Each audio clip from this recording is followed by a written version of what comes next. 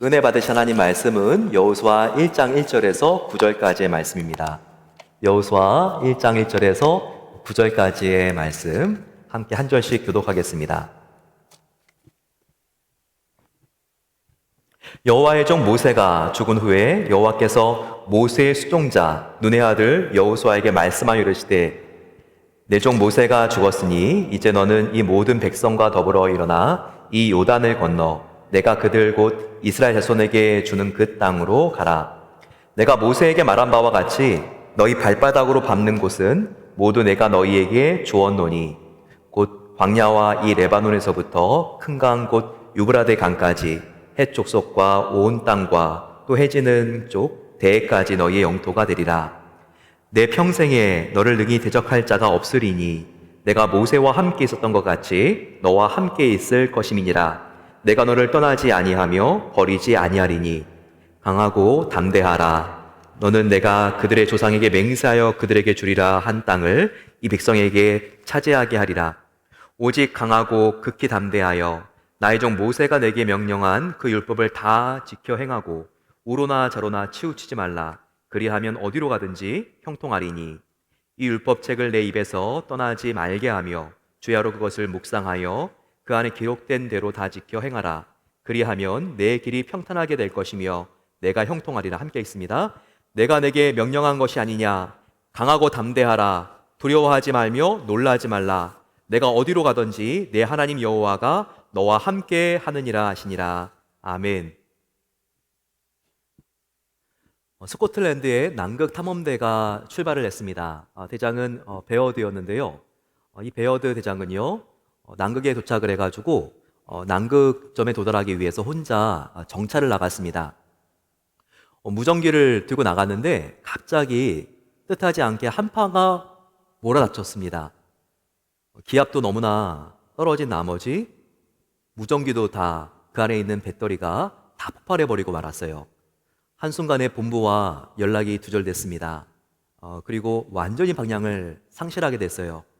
시간이 지나면서 몸은 얼어붙게 됐고 손발도 마비가 오기 시작했습니다. 심장까지도 얼어붙는 바로 그 찰나에 갑자기 한 단어가 성강처럼 지나갔습니다. 바로 그 단어가 무엇이었는지 아세요? 하나님이 우리와 함께 계신다. 바로 임마누엘이라고 하는 단어였습니다. 그 순간 그는 벌떡 일어나서 이렇게 외쳤습니다. 그래, 나는 혼자가 아니야. 하나님이 함께 계시지. 두 주먹을 불끈 쥐고 한파가 몰아쳤지만 그 앞을 뚫고 나아갔습니다. 그런데 놀라운 일이 생겼어요. 얼마 지나지 않아 바로 앞에 베이스 캠프가 나타났기 때문입니다. 정말 그는 하나님을 바라보는, 그리고 하나님이 나와 함께 계시다는 이 믿음을 가지고 용기를 얻을 수 있었고 그 용기가 그를 목적지까지 무사히 안내해 준 것이었습니다. 하지만 반대의 경우도 남극 탐험대 역사 속에 있습니다. 잉글랜드의 로버트 스캇 대장과 그의 4명의 탐험대원도요, 이 남극을 정복하기 위해서 출발했습니다. 그들은 남극의 꼭지점을 들어간 다음에 이제 그들은 이제 모든 목표들을 마치고 이제 돌아오는 길이었어요. 그런데 뜻하지 않게 굉장한 추위가 그들을 엄습하는 것이었습니다. 대원들 한 명 한 명이 쓰러져 갔습니다. 에반스 데이가 비어드 모어 빙하에서 추락해어 죽었습니다. 그리고 바워드 소위는 로스 빙붕이라고 하는 지점에서 얼어 죽었습니다. 남은 스캇 대장, 이제 저는 그 스캇 대장은 그 어려운 상황 속에서 헤매다가 정말 마지막까지 사투를 벌였는데 안타깝게도 절망스러운 일기를 남긴 채 사망하고 말았습니다. 탐험대 연락이 두절되니까 이 영국에서 정말 굉장히 사람들이 초조해하면서 그 다음에 구조대를 파견했습니다. 한 명 한 명의 시신이 수습되는 거였어요. 그러다가 안타깝게도 스캇 대장의 시신까지 발견했는데 정말 너무나 아쉽게 보급기지 1km만 더 가면 되는데 그 앞에서 이 동산 시신이 발견되었다는 겁니다. 스카 대장이 만일 조금만 더 믿음을 가지고 용기를 내어 걸어갔다면 그는 무사히 귀환할 수 있었을 텐데 너무나 아쉽습니다. 여기서 보여지는 베어 대장과 스카 대장의 차이점은 무엇일까요? 그것은 바로 하나님이 나와 함께 계신다는 것을 믿고 안 믿고의 차이였습니다. 스카 대장은 이 믿음이 없었기 때문에 보급기지를 이제 몇십 분만 더 걸어가면 되는데 1km를 남겨놓고 포기하고 만 것이죠. 하지만 베어 대장은요, 임마누엘의 하나님, 어떤 시련 속에서도 나를 영원히 사랑하시고 함께 하시는 하나님을 믿었기 때문에 그렇게 담대할 수 있었던 것입니다. 우리의 인생을 어떻게 비교할 수 있을까요? 비유해 본다면 미래를 예측할 수 없는 바다를 항해하는 작은 배와 같은 것이 우리의 인생이 아닐까요? 우리의 인생은 내일을 예측할 수가 없습니다. 차에 시동을 걸고 출발을 했지만 이렇게 끔찍한 후회스러운 사고가 날 줄은 누가 알았겠습니까? 별 생각 없이 건강검진을 했는데 암이라고 하는 통보를 받기도 합니다. 꿈보다 잘 되던 비즈니스가 곤두박질 칠 때도 있습니다. 또 사랑하는 사람과 갑자기 이별하게 되는 경우도 생깁니다. 이런 생각지도 못한 인생의 풍랑은요, 우리의 마음을 얼어붙게 만듭니다. 특히 코로나 팬데믹으로 인해서 생명이 직접적으로 위협을 받게 된다면 그 극도의 두려움은 얼마나 개개인뿐만 아니라 사회 전반으로 커지겠습니까? 특별히 오늘부터요, 앞으로 7째 주까지는 우리가 한어권, 영어권이 함께 영적 백신이라는 주제를 가지고 시리즈 설교를 진행을 합니다. 지금 코로나가 장기화되고 있는데 더 중요한 것은 우리의 마음이, 우리의 신앙이 병드는 것입니다. 우리의 몸을 일시적으로 해롭게 만드는 세상 원세를 두려워해야 될 것이 아니라 우리의 몸뿐만 아니라 영혼도 영원히 심판하실 수 있는 하나님을 우리가 두려워해야 되는 것입니다. 그래서 이 코로나도 계속 확산세가 길어지니까 계속해서 백신이 개발되지 않습니까? 그리고 1차 접종, 2차 접종, 3차 접종까지 하는 이유가 뭐죠? 이것은 항체의 농도를 더욱더 높이기 위해서입니다. 2차 접종하고 3차 부스터 접종까지 하게 되면 항체가 2배로 올라가는 게 아니라 25배로 뛴다 그러죠. 그래서 그렇게 지금 부스터샷을 강조하는 거 아니겠습니까? 그런데 우리는 이런 이야기만 들을 것이 아니라 이 코로나 시대 때 우리의 마음과 영도 병들기 쉽기 때문에 우리 영혼의 항체도 훨씬 더 높여놔야 된다는 것을 알아야 합니다. 우리의 과연 영적인 항체 농도는 얼마나 되었습니까? 바로 이 영적 백신, 우리가 살아있는 기도와 말씀을 통해서 이 말씀과 기도 안으로 더욱더 깊이 들어감으로써 영적인 백신을 우리가 더욱더 증가시켜야 한다는 거예요. 그럼 우리가 어떤 영적인 바이러스를 막을 수 있는 백신이 필요할까요? 특별히 우리 한국어권과 영어권에서는요, 7가지로 이것을 분류했습니다. 우리가 무엇에 마음의 병이 들기가 쉬운가요? 이 코로나 시대 때 두려움, 바로 오늘 다루고 있는 주제입니다. 두 번째, 디프레션, 낙심입니다. 세 번째는 분노, 작은 일에도 화가 납니다. 그리고 게으름, 우리가 사명을 위하여 달려가야 되는데 이 게으름에 대항하는 백신도 맞아야 되겠죠? 또 하나 중독입니다. 요즘은 어린이뿐만 아니라 얼마나 많은 성인들도 게임 중독에 빠져 있습니까? 계속 이런 챌린지와 대면하려고 하는 것이 아니라 회피하려고 하는 것이죠. 마지막으로 외로움의 이런 도전들은 우리가 진정한 공동체가 무엇인가, 공동체성의 회복을 통해서 우리가 회복되어야 합니다. 이렇게 한어권, 영어권, 중고등부, 청년부까지 우리가 매주 하나의 토픽씩 우리가 함께 영적인 백신을 우리가 재충전하고 나가기로 이렇게 결정한 겁니다. 오늘 우리가 함께 이 두려움을 어떻게 극복할 수 있는가? 주 안에서 담대해짐으로써 극복할 수 있습니다. 그 방법을 우리가 함께 배워나가기를 소망합니다. 오늘 여호수아서를 열게 되면요, 지금 여호수아가 1절에 굉장히 불안해합니다. 두려워하죠. 그 이유가 무엇일까요? 분명히 거기를 보게 되면 지금 모세가 죽었다고 하는 문장이 나옵니다. 이 모세, 거의 이스라엘 사람들이 하나님처럼 생각하는 존재였죠. 이집트의 이스라엘 사람들은 430년 동안 종살이했습니다. 그리고 40년 동안 광야 생활을 하고요. 요단강만 건너면 하나님이 약속하신 언약의 땅입니다. 하지만 그 강을 바라보고 이렇게 의지하던 모세가 죽은 거예요.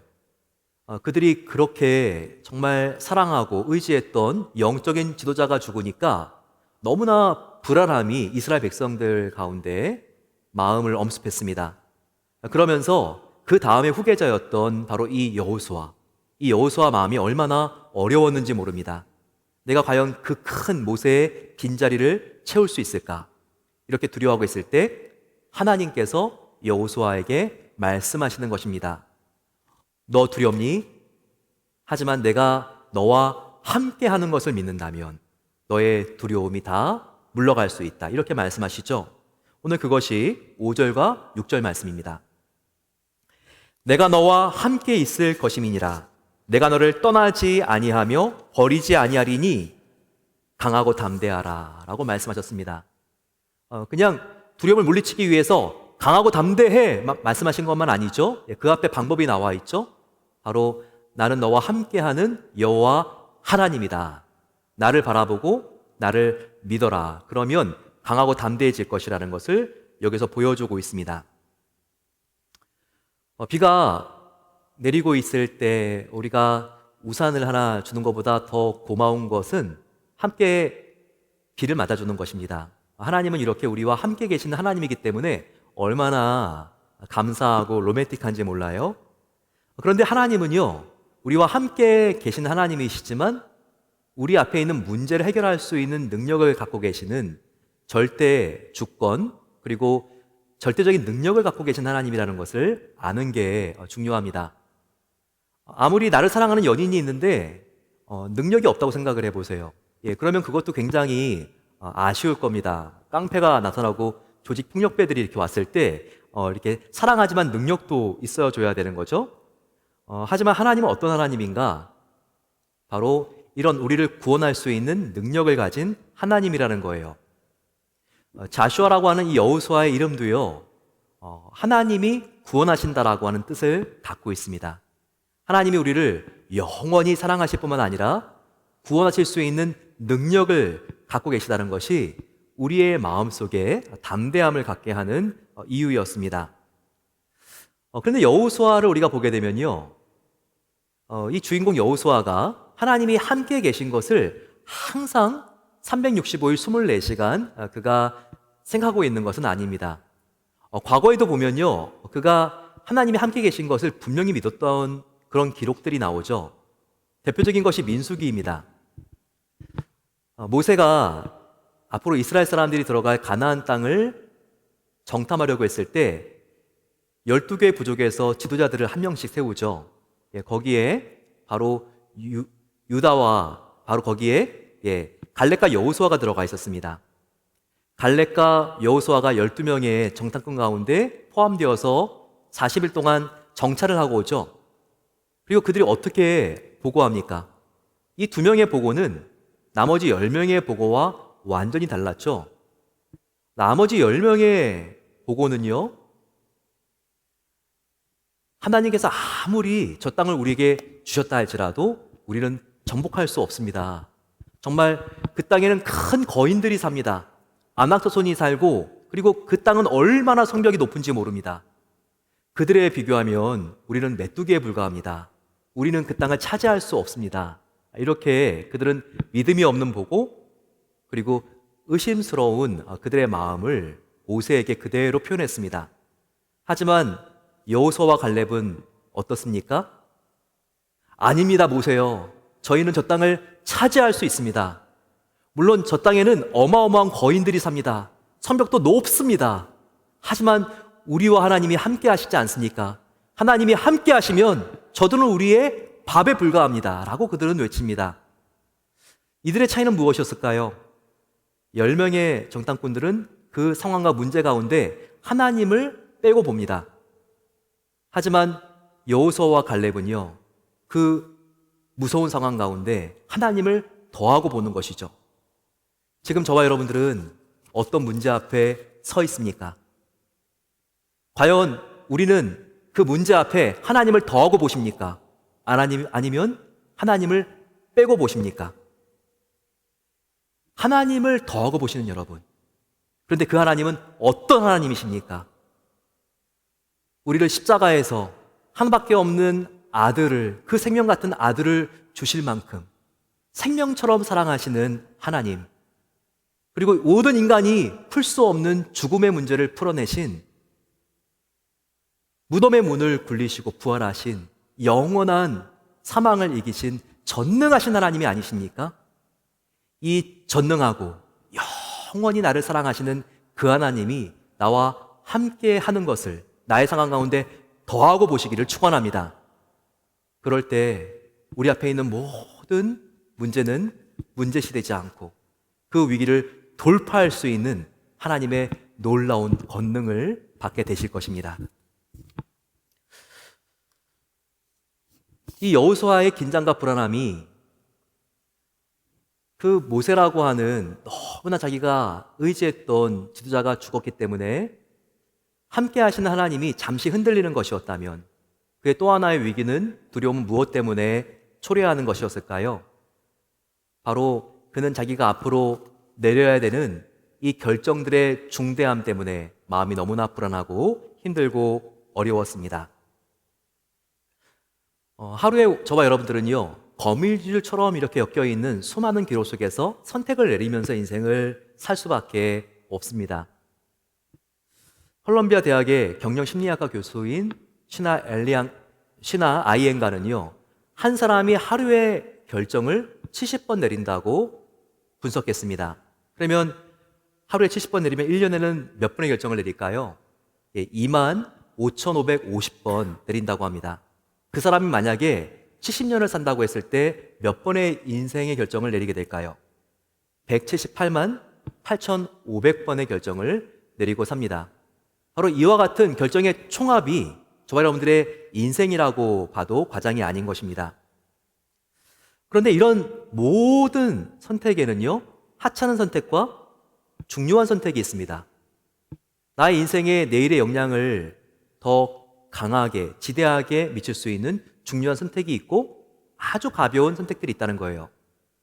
가벼운 선택은 내가 오늘 예배 드리고 나서 배가 좀 출출할 것 같고 오랜만에 햄버거 좀 먹고 싶은데 내가 맥도날드에서 빅맥을 먹을까?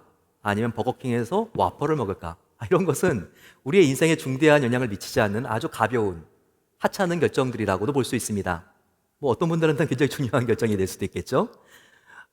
하지만 정말 중요한 결정은 어떤 것일까요? 살다 보면 훨씬 더 중요한 결정을 내려야 될 때가 있죠? 회사 인터뷰를 했습니다.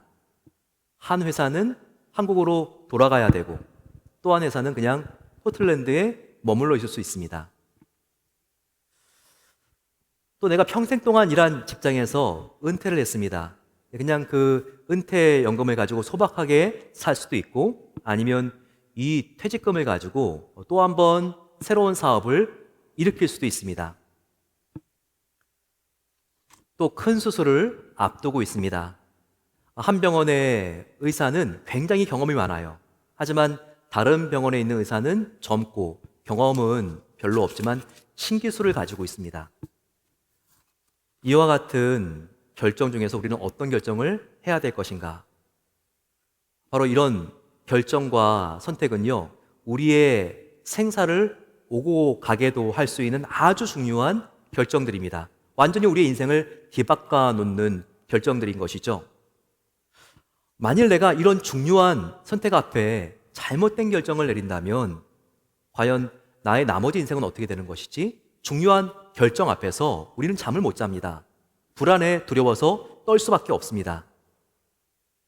바로 여호수아가 마음속에 두려웠던 이유도요, 이제는 이런 어려운 선택을 내는 지도자의 위치에 올라갔기 때문입니다.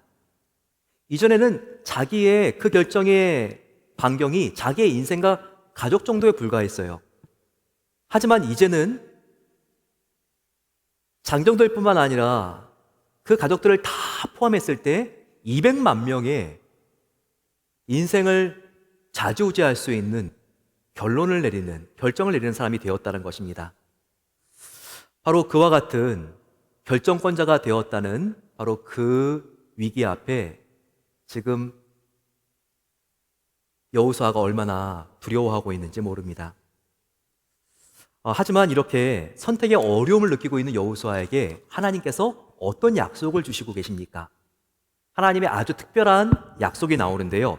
7절입니다. 7절 말씀 같이 한번 읽어보겠습니다. 시작.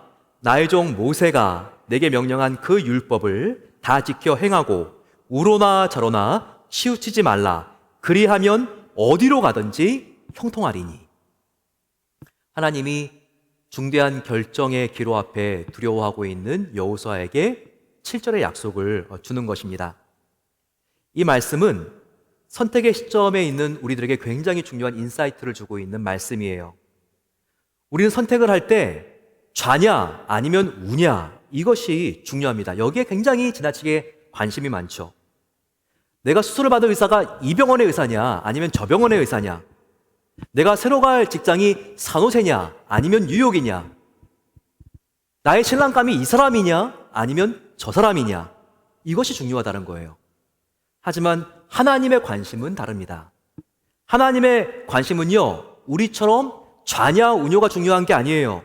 하나님의 관심은 내가 좌나 우나 어디로 가든지 형통하게 하리라고 하나님께서는 약속하십니다. 우리는요, 좌나 우 둘 중에 하나만 선택을 잘못 내려도 우리의 인생이 실패하고 망할 것 같아서 우리가 두려워서 결정을 내리지 못합니다. 하나님은 하지만 우리에게 좌와 우가 아니라 어디로 가든지 어떤 선택을 내리든지 나 여호와가 너와 함께 하느니라, 이것을 약속하고 계신 것입니다. 이것이 얼마나 다행스럽고 감사한 약속인가요? 이 약속을 확실하게 믿는다면 우리는 결정을 내리게 될 때 훨씬 더 부담이 줄어들 수 있습니다. 어느 한쪽을 선택하는 것이 두렵지 않습니다. 왜냐하면 너가 어디로 가든지 내가 너와 함께함이니 라고 말씀하셨기 때문입니다. 하지만 여기에 아주 중요한 단서가 있다는 것을 명심해야 됩니다. 그 중요한 전제 조건이 무엇이죠? 어디로 가든지 좌든지 우든지 우리가 어디로 가든지 형통하기 위해서는 굉장히 중요한 단서가 달려 있다는 거예요. 그 말씀이 바로 8, 9절에 나옵니다. 즉 어디로 가든지 형통하기 위해서는요, 가장 중요한 전제 조건이 있는데 그것은 우리가 하나님께 전심으로 순종하기로 결단해야 된다는 것입니다. 8절 9절 말씀을 보세요. 이 율법책을 내 입에서 떠나지 말게 하며 주야로 그것을 묵상하여 그 가운데 기록된 대로 다 지켜 행하라. 그리하면 내 길이 평탄하게 될 것이며 내가 형통하리라. 9절 내가 어디로 가든지 너의 하나님 여호와가 너와 함께 함이니라. 여기서 말씀하고 있는 바로 8절의 율법책은 하나님의 말씀을 의미하는 것이죠. 즉 우리가 하루하루 하나님의 말씀 안에서 그 말씀대로 순종하며 선택하며 살아간다면 하나님께서 좌나우 어느 길을 선택하든지 하나님께서 책임져 주시고 승리하게 해주신다고 약속해 주신 것입니다. 우리의 인생은요, 마치 그 안에 들어왔을 때 문이 굉장히 여러 개인 집과 같습니다. 일단 안에 로비에 들어왔다고 생각을 해보세요. 많은 문들이 있습니다. 그 중에서 한 문을 선택해서 우리가 들어갑니다. 그런데 그 순간 뒷문은 닫혀지고 그리고 앞은 막혀 있습니다. 그런 상황이라면 얼마나 우리가 잘못된 선택을 내린 것 같아서 마음이 두렵습니까? 하지만 우리가 믿고 의지하는 예수님은 어떤 분이시죠? 그분은요, 요한계시록에 의하면 어떤 닫혀진 문도 열 수 있는 열쇠를 쥐고 계신 하나님의 아들입니다. 요한계시록 3장 7, 8절 말씀을 한번 보시기 바랍니다. 거룩하고 진실하사 다윗의 열쇠를 가지시니 곧 열면 닫을 사람이 없고 닫으면 열 사람이 없는 그가 이르시되 볼지어다 내가 내 앞에 열린 문을 두었으므로 능히 닫을 사람이 없으리라. 바로 저를 향한 하나님의 약속입니다. 여기 나와 있는 소아시아 7교회는요 바로 성령님을 모신 성도들을 의미하고 있는 것이죠. 저와 여러분입니다. 그런데 이 말씀은요 소아시아 7교회에게 말씀하고 있지만 실은 저와 여러분들에게 말씀하고 있는 거예요. 이 말씀은 우리가 좌와 어느 둘 중에 한 길을 선택했다 할지라도 결코 그것 때문에 망하지 않게 하겠다는 약속입니다. 비록 문을 열고 들어온 방이 선택의 실수로 잘못된 곳처럼 느껴질 수가 있어요. 하지만 그 막히고 캄캄한 방을 나 혼자 들어온 것이 아니기 때문에 희망이 있는 것입니다. 이제는 남은 것이라고는 아무것도 없는 것 같고 사방의 벽으로 에어싸인 것 같은 칠흑 같은 어두운 밀폐된 방이지만 지금 나와 함께 계시는 분이 계시다는 거예요. 그분은 누구입니까? 바로 그분은 누구입니까? 그분은 열면 닫을 자가 없고 닫으면 열 자가 없는 절대 주권을 갖고 계시는 예수 그리스도인 것입니다. 따라서 우리가 예수님 그분만 따라가고 순종하고 그분만을 쫓아간다면요 나의 인생의 문제는 닫혔다가도 다시 열리게 된다는 것을 믿어야 합니다. 바로 이것이 우리의 성도 앞에 열린 문을 두었다는 하나님의 약속인 것입니다. 그렇죠. 시편 24편 7, 8절을 보시기 바랍니다. 문들아 머리 들어라 들릴지어다 영원한 문들아 영광의 왕 들어가시도록 영광의 왕 들어가신다. 바로 이 영광의 왕은 예수 그리스도를 의미하는 거 아닙니까? 만왕의 왕, 영광의 능력을 가진 주이신 예수님이 지나가면 그 앞에서 열리지 않는 문이 없는 것을 믿게 되시기를 축원합니다. 다윗의 열쇠를 가진 바로 그 예수님이 나와 함께 하며 하시면 어떤 고통의 문, 고독의 문, 슬픔의 문도 열리는 것입니다. 예수님과 함께라면요 어떠한 아픔과 눈물의 문도 열리는 것입니다. 예수님이 함께라면 모든 사람들이 가장 두려워하는 죽음과 사망의 문도 열리는 것입니다. 바로 그 부활하신 예수님, 그 주님과 함께라면 우리 인생을 닫아버린 그 어떤 닫혀진 문도 예수님의 손을 꼭 붙잡고 나아가면 열리게 되시는 것을 믿고 더욱더 담대해지시기를 축원합니다. 마지막으로 저와 여러분들은 나와 함께 계시는 하나님뿐만 아니라 나와 함께 있는 나의 성도들이 있다는 것을 믿을 때 우리는 용기와 담대함을 얻게 됩니다. 오늘 2절 말씀을 보세요. 거기에 내 종 모세가 죽었으니 이제 너는 이 모든 백성과 더불어 일어나 이 요단을 건너 내가 그들 곧 이스라엘 자손에게 주는 그 땅으로 가라 라고 하나님께서 말씀하고 있습니다. 하나님이 지금 여호수아와 직접 대면해서 이 대화를 하신 것이죠. 근데 지금 잘 보세요.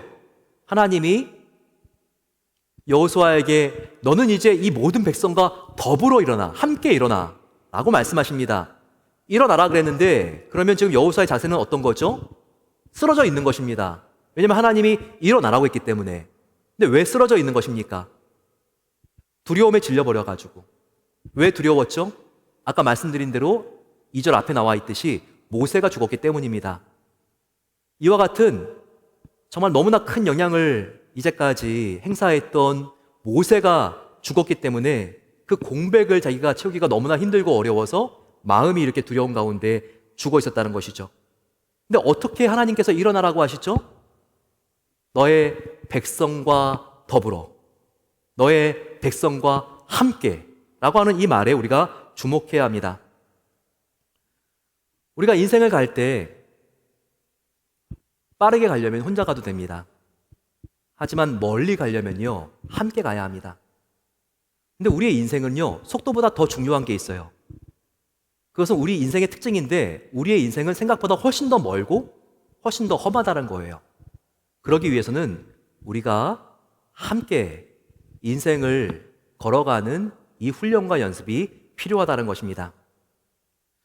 과연 저와 여러분들은 얼마나 하나님께서 주신 그 사명을 함께 이루기 위하여 노력하고 계십니까? 저도 부족하지만 목회를 해 나가면서 점점 배우는 것이 목회는 함께 해야 된다. 이것을 제가 더 깊이, 더 많이 배우고 있습니다. 왜냐하면 저는 담임 목사지만 완전하지가 않잖아요. 날마다 정말 이 여호수아하고는 비교가 되지 않겠지만 정말 결정 하나를 잘못 내리면 어떡하지? 굉장히 그 부분이 두렵습니다. 그렇기 때문에 저는요, 많이 물어봅니다. 장로님들하고 물어보고, 또 안수집사님들, 권사님들하고 또 물어보고, 특별히 교육자님들하고 많이 서로 대화를 나눠요. 1년 동안의 설교의 커리큘럼을 짤 때도요, 이 교회에 지금 가장 필요한 것이 무엇인지 물어보고 함께 커리큘럼을 짭니다. 작년에도 아시는 분들은 아시겠지만 영어권하고 한어권하고 설교가 계속 같이 나갔잖아요.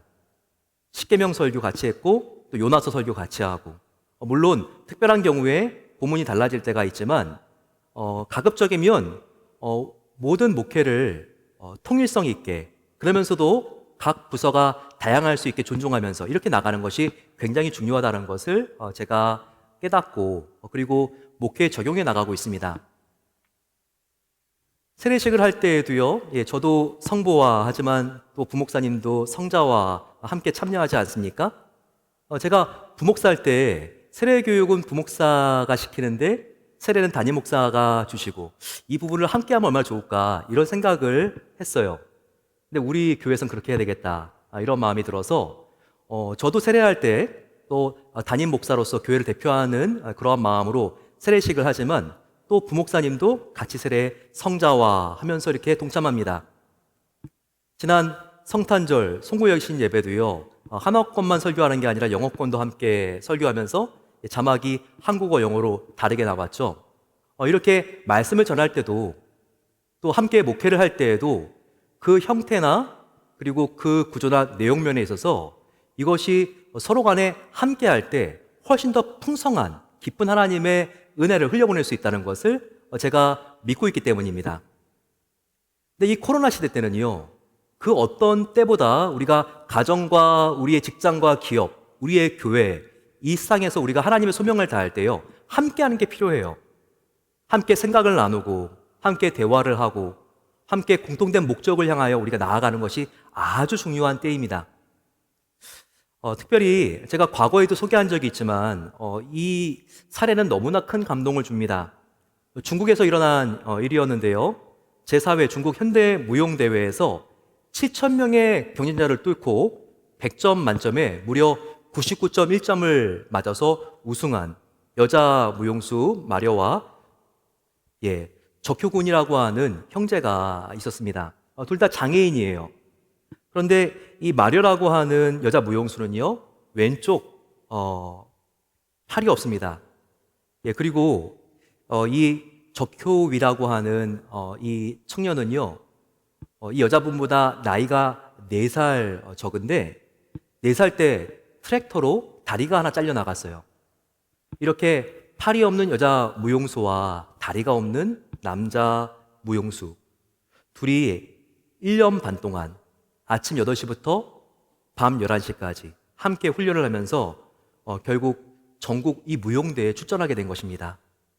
그들이 어떤 열매를 맺게 되었는지 함께 동영상으로 나누겠습니다.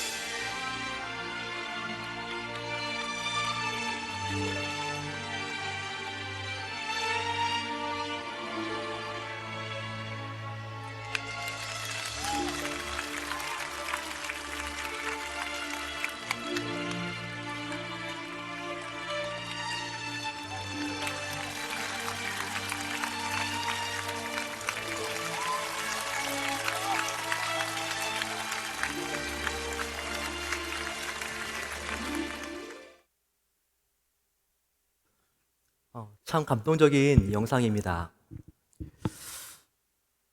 저는 정말 이것이 진정한 성숙한 사랑의 모습이 아닐까 생각하게 되었습니다. 서로 각자가 각자에게 가지지 않은 팔과 다리가 되어 주어서 하나가 되어서 앞을 향하여 전진하고 있는 모습. 이 모습을 보게 되면 정말 눈시울이 너무나 뜨거워집니다. 그리스도인의 참된 사랑이란 무엇일까요? 그것은 내가 가지고 있는 것을 왜 당신은 가지고 있지 않냐고 흉보면서 손가락질하는 것이 아니라 저 사람이 없는 바로 이 부분을 내가 가지고 있다면 바로 저 사람 도와주라고 하나님께서 주신 사명인 것을 알고 우리가 자랑하지 않고 그 사람을 기꺼이 도와줄 수 있는 이 자세, 바로 이것이 진정한 사랑이 아닐까요? 아무리 코로나 시대로 힘들고 어렵다 할지라도 가정 안에 이와 같은 사랑이 있다면, 교회 가운데 이와 같은 사랑이 흘러넘친다면, 우리 직장 가운데 내가 먼저 이와 같은 사랑을 실천하려고 한다면 넘지 못할 산이 어디 있겠습니까? 우리는 이 코로나 시대 때 이 코로나를 이겨나갈 수 있는 그런 백신은 그 어떤 강력한 연구 개발된 주사라고 하기보다는 정말 진정한 사랑이라는 것을 우리가 알아야 합니다. 우리가 물론 신체적으로도 굉장히 서로 조심해야 되죠. 하지만 중요한 것은 이런 사랑이 고갈된 상태에서 우리의 가정이 앞으로 간다면, 그리고 우리의 교회가 앞을 향하여 간다면 그것은 오히려 더욱더 힘들고 어려운 상황이 초래할 수도 있다는 것을 우리가 알아야 한다는 것입니다. 새해 이렇게 우리 주위에 나는 가지고 있지만 갖고 있지 않는 다른 사람들을 우리가 돌아볼 수 있으면 좋겠습니다. 그리고 하나님께서 나에게 이 부분을 갖게 한 것은 저 사람의 이 연약한 부분을 채워주기 위해서였구나. 이것을 우리가 알고 우리가 우리의 배우자를 불쌍히 여기고 우리가 도와주고 우리 주위에 있는 사랑방 가족들을 품는다면 하나님께서 얼마나 그 모습을 기뻐하실까요? 사랑 안에는 두려움이 없다고 했습니다. 요한 사도가 우리에게 가르쳐 주신 말씀이죠. 영원한 사랑은 하나님 한 분 안에 있으니 하나님 안에 거하라. 그리하면 모든 두려움이 내어 쫓긴다고 분명히 말씀하고 있지 않습니까?